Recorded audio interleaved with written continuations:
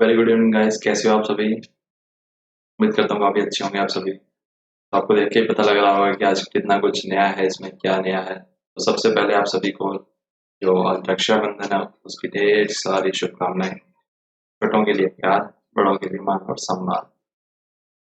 तो ये देखो, मैंने राखियां भी यहाँ पे लगाई है क्योंकि अब जो गर्ल्स होंगी उनके लिए राखी हो गई यहाँ पे।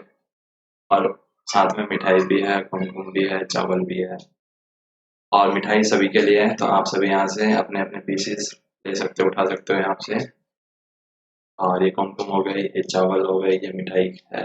आप सभी यहाँ से आराम से अच्छे से खा सकते हो मिठाई। मिठाई में कोई कमी नहीं करना किसी को भी।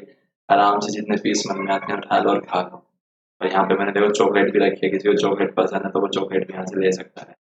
और ये मुझे बताइएगा कि इसका क्या मतलब होता है जो राखी का मंत्र यहाँ पे लिखा है। यहाँ पे संस्कृत में लिखा हुआ है, तो आप सभी को ये बताना कमेंट करके इसका मतलब क्या होता है हिंदी में। ठीक है, तो ये आपके लिए एक काम है। तो चलिए स्टार्ट करते हैं अपना हिंदू एडवेंचर का डिस्कशन। जैसे कि मैंने आपको लास्ट क्लास में बताया था कि अब ये समय आ गया है कि हमें कुछ सीखना है। टाइम है क्या, कुछ पढ़ने का, कुछ याद करने का, कुछ समझने का और आगे बढ़ने का। ये मत देखो कि सामने वाला कुछ सीख रहा है या नहीं। आप खुद से देखो, अगर हम कुछ सीखेंगे तो हम कुछ आगे बढ़ेंगे। ठीक है, यहाँ अब तक तो कोई है ही नहीं, डाउट की बात, कोई भी बात नहीं है। चलिए स्टार्ट कर लेते हैं। अगर आप लोगों ने अभी तक हमें फॉलो नहीं किया तो आप लोग हमें ट्विटर पे फॉलो कर सकते हैं। यूट्यूब चैनल को सब्सक्राइब नहीं किया तो चैनल को सब्सक्राइब कर दीजिए और बेल आइकन को भी प्रेस कर दीजिए। साथ ही साथ टेलीग्राम ग्रुप को भी आप ज्वाइन कर सकते हैं। अगर आपके पास में कोई सजेशन या फीडबैक है तो आप हमें जीमेल के माध्यम से हमें सेंड कर सकते हैं। तो बात कर ली जाए आज के मोटिवेशन कोट की। अच्छे काम करते रहिए, चाहे लोग तारीफ करें या ना करें। आधी से ज्यादा दुनिया सोती रहती है, सूरज फिर भी उगता है ना। ये तो सभी को पता है। सूरज डेली उगता है, चाहे आप उठो उस टाइम पे चाहे ना उठो। तो इसलिए देखो, मैंने सूरज भी यहाँ पे सुबह होगी। और पक्षी तो बेचारे उड़ के चल पड़े उठ के। लेकिन मनुष्य है तो सो भी रहा होगा यहाँ पे कोई। ऐसे ही यहाँ पे भी देखो, चाहे कहीं पे भी हो सूरज हमेशा उगता है। तो उसी तरह आपका जो काम है आप हमेशा करते रहिए। दुनिया का क्या है, कभी तारीफ नहीं करेगी तो क्या कोई काम नहीं करेंगे। काम करिए, एक ना एक दिन दुनिया आपके कदमों में हो। चलिए वो क्या, कुछ स्टार्ट करते हैं और कुछ नया सीखते हैं। तो चलिए शुरुआत कर दी जाए। कंट्रैक्शन मतलब संकुचन, the process of becoming smaller. यानी किसी चीज में कमी आना या फिर किसी चीज के द्वारा उसमें कमी आ जाना। रिस्ट्रिक्शन यानी प्रतिबंध, ए लिमिटिंग कंडीशन और मेजर स्पेशली लीगल वन। खास तौर से ऐसे प्रतिबंध या किसी चीज को रोक देना जो लीगली रूप से सही हो। जैसे कि कई बार आप लोग भी, जैसे कि अगर बात की जाए तो आप लोग भी अपनी गर्लफ्रेंड्स को बोल देते तो किसी और से बात नहीं करेगी। तो ऐसा भी वो भी क्या होता है, रिस्ट्रिक्शन ही होता है कि आपने उसके ऊपर रिस्ट्रिक्शन लगा दी तो मेरे से ही बात करेगी तो किसी और से बात नहीं करनी। तो इसका मतलब क्या होता है, रिस्ट्रिक्शन होता है। एज मतलब सुगमता, अब्सेंस ऑफ डिफिकल्टी और एफर्ट, यानी जहाँ पे कोई मुश्किल ना हो। और वहाँ पे आज जो भी आप काम करना चाहते हो या किसी से बातचीत करना चाहते हो तो आसानी से कर लेते हो, तो उसे कहेंगे एज यानी सुगम है। यानी अब आपके और उसके बीच में कोई भी नहीं है तो आप आसानी से एक दूसरे से मिल भी सकते हो और बातचीत भी कर सकते हो, क्योंकि प्रॉब्लम थोड़ा सा रिलैक्सेशन दी गई है कि आप कहीं पे एक दूसरे से मिल सकते हो। टेंटेटिव यानी प्रज्ञात्मक, नॉट सर्टेन और फिक्स और प्रोविजनल। मतलब इसका ये हो गया, फिक्स नहीं है कि हम इसी संडे को मिलेंगे, हो सकता है नेक्स्ट संडे भी हो जाए। अगर फिक्स होता है तो फिक्स कहलाता है, लेकिन जब फिक्स नहीं होता तो उसे हम कहते हैं टेंटेटिव। तो इसका मतलब होता है प्रोविजनल। इस पर मतलब उकसाना, किसी चीज को करने के लिए उकसाना। Promote the development of, stimulate मतलब अगर कोई भी काम नहीं कर रहा है तो उसको आप बोल बोल के उसको उकसा देते हो, कर कर कर। तो उसका मतलब क्या होता है, स्पर्ट। डेक्लाइन मतलब होता है पता नहीं, यानी किसी चीज में कमी आ जाना। डेफिनेशन स्ट्रेंथ और क्वालिटी, डेट्रॉइट। श्रिंक मतलब सिकुड़ना, यानी किसी चीज में इसका मतलब भी होता है कमी आ जाना। बिकम और मेक स्मॉलर इन साइज और अमाउंट, चाहे वो किसी साइज में हो चाहे किसी के अमाउंट में, यानी पैसों में भी कमी आ जाना तो उसको भी हम कहेंगे श्रिंक। प्रिसिपिशियस मतलब तेज, बहुत तेज। डेंजरसली हाई और स्टीप, यानी जो खतरनाक है और बहुत ज्यादा तेज है। प्लंग मतलब प्रवेश करना, किसी चीज के अंदर घुस जाना। पुश और थ्रस्ट क्विकली, यानी उसके अंदर जाके हम इस चीज का निदान कर सकते हैं, तो उसको क्या कहते हैं, हम प्लंज। टीज मतलब छेड़ना, an act of teasing someone. जैसे भी आप किसी को भी छेड़ सकते हो तो उसका मतलब क्या होता है, इंग्लिश में टीज बोलते हैं उसे। बस आगे नहीं बताऊंगा कुछ भी। स्मार्टरिंग मतलब अल्प ज्ञान यानी छोटा सा ज्ञान, या फिर किसी चीज के बारे में विस्तार से पता ना होना, पूरी चीज डीप में पता ना होना किसी के बारे में, तो हम कहेंगे स्मार्टरिंग है। कुछ ज्यादा ही स्मॉल अमाउंट ऑफ समथिंग, यानी बहुत छोटा मोटे किसी चीज को जानकारी है, और या फिर बहुत छोटा मोटा चीज है वो।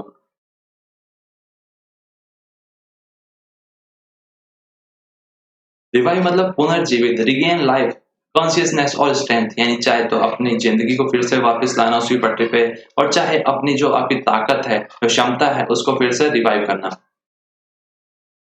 स्लम्प मतलब मंदी, सिट, लीन और फॉल हेवली एंड लेंटली, मतलब ये हो गया कि किसी चीज में मंदी आ जाना, जैसे कि अभी लॉकडाउन के कारण मार्केट पूरा तरीके से डाउन जा रहा है। स्टम्बल मतलब लुढ़काव, लुढ़काव का मतलब ये होता है जैसे कि कोई ये स्लोप है आपका, ऊपर से नीचे की ओर आप लुढ़कते हुए आ रहे हो। फॉल रैपिडली इन अमाउंट और वैल्यू, चाहे वो पैसों में चाहे वो कीमत में बात की जाए। डिसिलरेट मतलब धीमा करना। रिड्यूस और cause to reduce in speed, किसी कारण से जो आपकी गति है उसको कम कर दिया गया है। रिलायंट मतलब विश्वासी, जैसे कि आप किसी के ऊपर भरोसा बहुत ज्यादा करते हैं कि वो केवल आप ही से बात करते रहें और किसी से बातचीत भी ना करें, तो उसको हम कहेंगे रिलायंट, यानी वो बहुत ज्यादा भरोसेमंद है। डिपेंडेंट ऑन समवन और समथिंग, यानी किसी चीज के ऊपर बहुत ज्यादा डिपेंड कर रहे हो। फ्लैगिंग मतलब चिन्हित करना, यानी फोकस करना एक प्रकार से। बिकमिंग टायर्ड और less dynamic, declining in strength. Governor मतलब सर्जित, उन सब चीजों से बन के। गैदर और कलेक्ट समथिंग, स्पेशली इंफॉर्मेशन और अप्रूवल, यानी किसी चीज से बहुत सारे लोगों से अगर आपको किसी चीज से इंफॉर्मेशन मिली है, या फिर बहुत सारे जो टॉप अथॉरिटी है उनसे आपको अप्रूवल मिली है। 12 मतलब बढ़कर, एक से बढ़कर एक। बिकम और मेक ग्रेटर इन इंटेंसिटी, मतलब कि ये है कि आप लोगों के बीच में, हर किसी के बीच में कंपटीशन होता है, और हर कोई चाहता है कि अपनी जो प्रैक्टिस है, उसकी जो उसकी प्रिपरेशन है, वो सामने वाले से बेहतर हो, चाहे वो किसी भी सेंस में हो, किसी भी सब्जेक्ट में हो, तो उसको हम कहते हैं स्वेल। प्लेच्यू मतलब होता है पठार, एकदम समतल area. Reach a state of little और no change after a period of activity और प्रोग्रेस, यानी चाहे कोई एक्टिविटी हो रही है, प्रोग्रेस हो रही है, लेकिन उसमें कोई भी चेंज नहीं आ रहा है, तो यह प्लेच्यू, यानी जैसा है वैसा ही रहेगा। अनअवॉइडेबल, अवांछनीय, मतलब डिफिकल्टी, अनडिजायरेबल और अनप्लीजेंट, यानी जो अच्छे हालात नहीं है, मुश्किल भरे हालात हैं, और हम ऐसी चाहत नहीं रखते थे कि ऐसा भी टाइम आएगा कि हमें एक दूसरे से मिलना ही दुश्वार हो जाएगा। इस टाइम मतलब होता है उत्पन्न होना किसी चीज का, आपके सामने आना, यानी कहाँ से वो उत्पन्न हुई, क्या उसकी जड़ है, तो वो उसका कारण क्या है, तो उसको कहेंगे स्टेम। टेम्पन यानी उत्साहहीन, मतलब ये है मेक स्लाइटली वेट, मतलब आप में बिल्कुल भी वो काम करने का अब मन नहीं है, मजबूरी में आपको वो काम करना पड़ रहा है, आप अपने अंदर की जो आवाज है उसके हिसाब से वो काम नहीं कर रहे, मतलब आपका कोई इंटरेस्ट नहीं है, लेकिन आप फिर भी वो काम कर रहे हो, मतलब कि आपको धकेला जा रहा है कि जा ये काम कर ले। तो चलिए चलते हैं आज के आर्टिकल के ऊपर, तो जानते हैं क्या है आज का आर्टिकल, इसके बारे में इतने अच्छे क्या हमें जानने को सीखने को मिली है। तो आज का जो आर्टिकल है उसका टाइटल है कंट्रैक्शन लॉस, मतलब जो संकुचन हुआ है, यानी जो धीरे धीरे जो इकोनॉमी हमारी एकदम से सिकुड़ गई है, यानी एकदम समीप आ गई है, अब वो धीरे धीरे थोड़ी सी ठीक हो रही है। एज लॉकडाउन रिस्ट्रिक्शन एज, और जैसे जैसे जो लॉकडाउन में जो प्रतिबंध लगाए गए थे उसमें छूट दी जा रही है, ढील दी जा रही है, the economy sees the first sign of recovery, और इकोनॉमी जो हमारी अर्थव्यवस्था है उसने दिखाया है पहला साइन यानी संकेत रिकवरी का, यानी वापसी का, फिर से अब वो पटरी पे आ रही है, ऐसा इस आर्टिकल के माध्यम से बताया जा रहा है। तो ये पढ़ते हैं इसको पूरा कि क्या है ऐसा। The latest data on output at the 8 core industry, और जो लेटेस्ट यानी जो एकदम से भी तरोताजा, एकदम फ्रेश निकल के जो डेटा आया है ना 8 कोर इंडस्ट्रीज का, वो पॉइंट करता है टू टेंटेटिव साइन, यानी ऐसा हो सकता है, पॉसिबिलिटी है, जो संकेत मिल रहे हैं दैट द पैंडेमिक स्पर्ट, जो पैंडेमिक है यानी जो महामारी है, जो इसने उकसाया, इकोनॉमिक कंट्रैक्शन यानी जो इकोनॉमी हमारी अर्थव्यवस्था को एकदम से उसने कमजोर कर दिया था, क्योंकि कोई भी काम धंधे नहीं चलते थे उस टाइम पे, may have become to bottom out, यानी जो एकदम से नीचे चली गई थी अब वो धीरे धीरे ऊपर उठ के आ रही है। कॉमर्स मिनिस्ट्री, और जो हमारा वाणिज्य मंत्रालय है यानी कॉमर्स मिनिस्ट्री जो है, प्रोविजनल फिगर, जो यानी एक प्रकार से जो ऑथेंटिक नहीं कहेंगे हम इसको कि ऑथेंटिक फिगर है, एस्टिमेटेड फिगर कह सकते हो आपने, काल्पनिक जो आज की सिचुएशन है उसके हालात पे जो दर्शाई गई फिगर्स है उसको हम कहेंगे प्रोविजनल है। शोज दैट व्हाइल क्या overall production at the infrastructure industry extended their year-on-year decline to a fourth straight month in June। कहा ये जा रहा है कि हालांकि जो हमारा प्रोडक्शन का जो इंफ्रास्ट्रक्चर की इंडस्ट्रीज है वो बढ़ता गया साल दर साल, कमी की और डेक्लाइन मतलब होता है कम कर देना किसी चीज को या फिर किसी चीज में कमी आ जाना। To a fourth straight month in June, लगातार चौथे महीना जो जून का था उसमें कम हो गया। कितना कम हो गया वो भी यहाँ पे फिगर बताई गई है, श्रिंकिंग यानी कम हो गया 15% से। The pace at which activity contracted slowed for a second consecutive month following April precipitous। और ये जो पेस है यानी जो उनकी गति थी, जो एक्टिविटीज यानी धीरे धीरे जो कम होते गया हमारा, वो सेकंड यानी लगातार दूसरा मंथ कहां से जिसने फॉलो किया, अप्रैल से, यानी अप्रैल 2020 से। तो वहां से क्या तेजी आ गई, कितने परसेंट की, 15 से यहाँ पे 37% हो गया और पूरी तरीके से डाउन चला गया, क्योंकि जैसे जैसे लॉकडाउन हुआ वैसे वैसे हमारा जो सब कुछ जो काम था वो पूरी तरीके से वो हो गया, ठप हो गया था। हर चीज का हर काम बंद था। द सेक्टर वाइज परफॉर्मेंस, और अगर देखी जाए जो सेक्टर वाइज परफॉर्मेंस है ऑल्सो अफर्म्स, और वो भी ये चीजें मानती हैं डेट द ग्रेजुअल रीओपनिंग, यानी जो धीरे धीरे ही सही लेकिन जो रीओपनिंग हो रही है यानी फिर से जो चीजें खुल रही है सिंस जून, जैसे जून से आपको पता है कि अनलॉक फेज 1-2 करके स्टार्ट हुआ है, अपीयर उससे ऐसा प्रतीत होता है टू हैव हेल्प, यानी वो हमें मदद करेगा, tease back some smattering of demand in the economy, यानी फिर से वो जो हमारी डिमांड थी यानी जो मांग थी इकोनॉमी की वो फिर से एक बार जगा देगा। और द सेवन इंडस्ट्री, और जो 7 उद्योग हैं हमारे, जो इंडस्ट्रीज हैं दैट एक्सटेंडेड देयर कंस्ट्रक्शन, और जिनका जो बढ़ गया था यानी जिनके सब कुछ बंद था इस वजह से, उनका बड़ा जो कंस्ट्रक्शन है मतलब यानी जो उनमें कमी आई, उनके जो इंडस्ट्रीज के प्रोडक्शंस वगैरह में वो बढ़ते चले गए। ओनली कोयल, अगर हम केवल बात की जाए कोयला, कोयल मतलब होता है कोयला, श्रैंक यानी वो सिकुड़ गया यानी कमी आ गई उसमें एज ए फास्टर पेस, और बहुत तेज गति से, -15.5% देन इन मई, अगर मई से तुलना की जाए तो 15.5% तक वो कम हुआ। व्हेन कब प्रोडक्शन हैज डिक्लाइन, जब प्रोडक्शन उसका कम हुआ 14%। रिफाइनरी प्रोडक्ट्स की बात की जाए तो largest weight on the index contribution 28% है, जिसका जो पूरे जो हमारा अगर वेट की जाए जो इंडेक्स है कंट्रीब्यूट करता है, जो सबसे ज्यादा रिफाइनरी प्रोडक्ट ही करते हैं हमें कंट्रीब्यूट, वो भी कितने से सिकुड़ के कमी आई है उसमें 8.9%, लगभग 9% के है।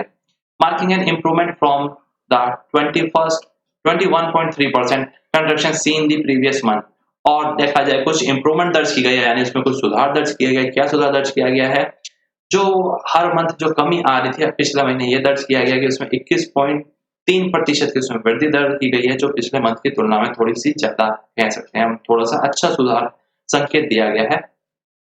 द लिफ्टिंग ऑफ रिस्ट्रिक्शन, और जैसे जैसे जो हटाई जा रही है जो रिस्ट्रिक्शंस है, जो पाबंदियां हैं, जो लॉकडाउन अनलॉक फेज 1-2 करके जो हटाया जा रहा है धीरे धीरे, चाहे वो बहुत सारी चीजों में, चाहे मार्केट खोलने की बात हो, चाहे होटल हो, चाहे जिम हो, चाहे जो भी बात हो, on inter and intra state movement of a person and good revive both the vehicular movement, और कहा यह जैसे जैसे जो प्रतिबंध है वो हटाए गए, जो इंटर यानी एक राज्य से दूसरे राज्य, और इंट्रा स्टेट मतलब विद इन ए स्टेट, यानी जैसे दिल्ली के अंदर बात की जाए तो उसको हम कहेंगे हम इंट्रा स्टेट, और दिल्ली से यूपी हरियाणा, अगर दिल्ली से बाहर जाना है तो उसको कहेंगे इंट्रा स्टेट। चाहे उसमें क्या है, अगर एक व्यक्ति अपने जो कंट्री की यानी जो दिल्ली की जो बाउंड्रीज है, तो अब वो भी क्या अलाउ कर दिया गया कि उस पर भी छूट हटा दे दी गई उनको कि आप दिल्ली में घूम सकते हो, और चाहे दिल्ली से बाहर जो भी जॉब करने वाले जा रहे हैं तो उनको भी अब अलाउ है कि वो जा सकते हैं। तो उससे क्या हुआ, व्हीकल का मूवमेंट्स हुआ एंड कॉन्सिक्वेंटली, और साथ ही साथ डिमांड, जो डिमांड है ऑटो फ्यूल की वो भी बढ़ी है, क्योंकि पेट्रोल यूज करेंगे डीजल यूज करेंगे तो उससे क्या है उनकी फ्यूल की भी डिमांड मांग बढ़ गई है। With personal mode of mobility, और साथ ही साथ जो पर्सनल व्हीकल है जो मोबिलिटी है preferred given the fear of infection, यानी हर कोई अपना प्राइवेट व्हीकल यूज करना चाह रहा है क्योंकि हर किसी को डर है इन्फेक्शन का कि हम उससे संक्रमित हो सकते हैं। पेट्रोल के जो प्रोडक्ट्स हैं यानी जो पेट्रोल प्रोडक्ट कंजम्पशन है यानी जो की खपत है वो बढ़ गई है 11% मंथ ऑन मंथ, यानी जो पिछले मंथ से अगर तुलना की जाए तो मंथ दर मंथ वो बढ़ती ही जा रही है। इन ए जून, अगर जून की बात की जाए तो electricity output to fell a slower 17% pace than the preceding month 14.8 slump, और जो इलेक्ट्रिसिटी यानी जो विद्युत का जो उत्पादन है वो भी गिरा है, स्लो रेट से गिरा है, वो 11% की दर से गिरा है, और जो पिछले महीने गिरा था 14.8% की दर से उसमें कमी दर्ज की गई थी। अगेन सिग्नलिंग, और ये फिर से हमें एक क्या संकेत दे रहा है, an uptick in demand, कि अब क्या ये सिग्नल हमें दे रहा है कि जो मांग है हमारी वो बढ़ रही है फ्रॉम सम मैन्युफैक्चरर्स क्लस्टर से, including in western and northern India. चाहे वो नॉर्थन इंडिया हो चाहे वेस्टर्न इंडिया की बात हो, तो दोनों जगह से मांग क्या है बढ़ रही है, तो धीरे धीरे हर चीज में थोड़ा थोड़ा सुधार दर्ज किया जा रहा है। अमंग दी अदर सेक्टर, अगर बाकी और सेक्टर्स की बात की जाए, जबकि स्टील प्रोडक्शन की बात हो चाहे स्टील का उत्पादन हो, कंटिन्यूज टू टम्बल, यानी कि वो अभी तक क्या है लुढ़कता हुआ आ रहा है। मैंने बताया था ना उस टाइम पे, टम्बल का मतलब क्या है, ये ऊपर से नीचे की ओर गिरावट दर्ज की जा रही है इसमें। आउटपुट शैंक, और जो उनका जो उत्पादन है वो भी क्या है बाय मोर देन ए थर्ड, यानी वो भी क्या है कम दर्ज किया गया, कितना एक तिहाई से कम हो गया वो, यानी 33.8% तक वो दर्ज कम हुआ है। यानी अगर पहले वो 100 होता था तो अब 66 ही हो रहा है, जो कि जून 19 से हम कंपेयर कर रहे हैं तो। सीमेंट अपीयर्ड, और जो सीमेंट की इंडस्ट्री है वो अपीयर यानी दर्शाती है to have put the burst behind as urban construction, कि वो भी क्या है क्योंकि कंस्ट्रक्शन के सारे काम। और चाहे बात की जाए सीमेंट के उद्योग की, तो वो भी हमें क्या दिखाई दिया कि वो भी क्या है एकदम जो ब्रश से बदतर पहुंच गया behind as urban construction and project, जितने भी जो शहर में चाहे गांव में जो भी प्रोजेक्ट्स हैं under the rural job guarantee scheme इस पर डिमांड, जब उधर डिमांड बढ़ी तो अब वो दर्शे चालू हो गया होगा जो भी इफेक्ट, यानी सीमेंट की मांग भी बढ़ेगी, लेकिन जब सब चीजें बंद थी तो उस टाइम पे वो भी सीमेंट का जो उद्योग है वो भी पूरी तरीके से प्रभावित हुआ। सीमेंट आउटपुट, तो सीमेंट का जो आउटपुट है यानी जो उत्पादन है वो गिरावट दर्ज की, इसमें 6.9% की a sharp declaration in the pace of decline from June May. अगर देखा जाए तो बहुत ज्यादा जो तेज गति से उसमें धीमा धीमा ही सही है, लेकिन बहुत ज्यादा उसमें गिरावट दर्ज की गई है, जो मई से 21.4% कम है, यानी उसमें भी कमी दर्ज की गई है। तब फर्टिलाइजर्स की बात की जाए, the only industry to post growth for second straight month, केवल एक फर्टिलाइजर की ऐसी इंडस्ट्री है जिसने लगातार दूसरे महीने में भी जो वृद्धि है वो दर्ज की है। हाउएवर, हालांकि देखने में जो आया था एक्सप्रेशन एज टू 4.2% फ्रॉम 7.5 इन मई, कि जो है वहां पे जो वृद्धि दर है जो एक्सपेंशन यानी जो बढ़त की जो सुगमता उन्होंने प्राप्त किया 4.2% थी, लेकिन मई में वही क्या थी 7.5% थी। लेकिन एक कहा गया कि पॉजिटिव है कि जो ग्रोथ हुई है वहां पे, ऐसा नहीं है कि डिक्लाइन हुआ, कुछ कम दर्ज किया गया। स्टिल अभी तक विद मानसून एक्टिविटी, और जो मानसून की एक्टिविटी अब normal so far this year, अभी तक क्या है नॉर्मल से बहुत दूर है। खरीफ, और जो खरीफ की जो फसलें हैं सोइंग्स यानी जो बुआई चल रहा है उनके पास almost 14% higher as on July 31st, और वो 14% ज्यादा है 31 जुलाई को than at the same time in 2019, यानी 2019 की अगर तुलना की जाए तो जुलाई 31 को 14% ज्यादा है।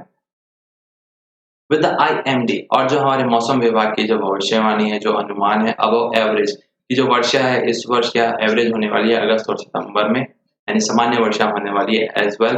द आउटलुक ये दर्शाता है फॉर द एग्रीकल्चर रिलायंट, यानी जो भरोसा करते हैं कृषि के ऊपर केवल, रूरल इकोनॉमी यानी जो हमारे ग्रामीण की जो अर्थव्यवस्था है वो पूरी तरीके से कृषि पे निर्भर है, इज फार फॉर, वो क्या है अभी बहुत दूर है, more promising than for most other sectors, यानी अभी भी बहुत ज्यादा वो दूर है कहाँ से जो बाकी और अदर सेक्टर्स से अगर हम बात की जाए तो उनसे।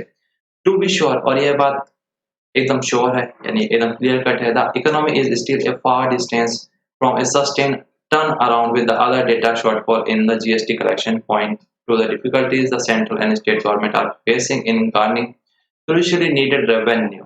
और कहा ये जा रहा है कि ये बात एकदम सही है कि जो इकोनॉमी है यानी जो हमारी अर्थव्यवस्था है वो अभी भी क्या बहुत ज्यादा दूर है किससे सस्टेन, यानी जितने हमें जरूरत की चीजें अभी करनी चाहिए उससे, और यानी जो हमारी जो ट्रैक है जो पटरी पे आना चाहिए उससे, जो हमारा डेटा है वो भी अभी क्या है कम है, शॉर्टफॉल है इन जीएसटी कलेक्शन का, यानी जो जीएसटी हमें मिलता है यानी सरकार को जो कलेक्ट करती है जीएसटी हम लोगों से, डिफिकल्टीज है बहुत सारी इसमें क्या फेस करनी पड़ रही है सेंट्रल को भी स्टेट गवर्नमेंट को भी इन गार्डनिंग क्रूशियली नीडेड रेवेन्यू, क्योंकि जो रेवेन्यू है उसको बढ़ाने के लिए उसको कलेक्ट करने के लिए अभी क्या दोनों साइड से बहुत ज्यादा डिफिकल्टीज एंड समस्याओं का सामना करना पड़ रहा है।